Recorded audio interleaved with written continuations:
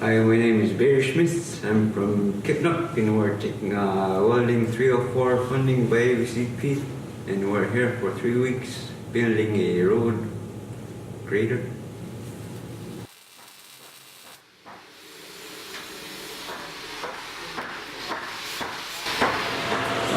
Bryson again from Chivak, Alaska. Jonathan Phil from Kandiganak, Alaska. I'm here at Yuut Elitaurviat in Bethel. We're taking a structural welding and fabrication techniques class.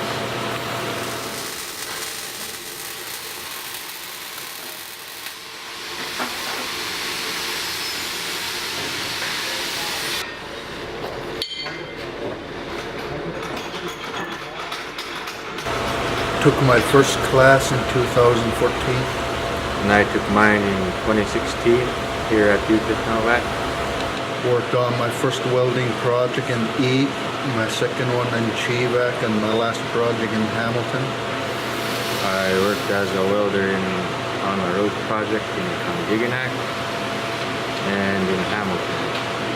On the last project, me and him switched. He got off the plane, then I hop on the plane to go back home.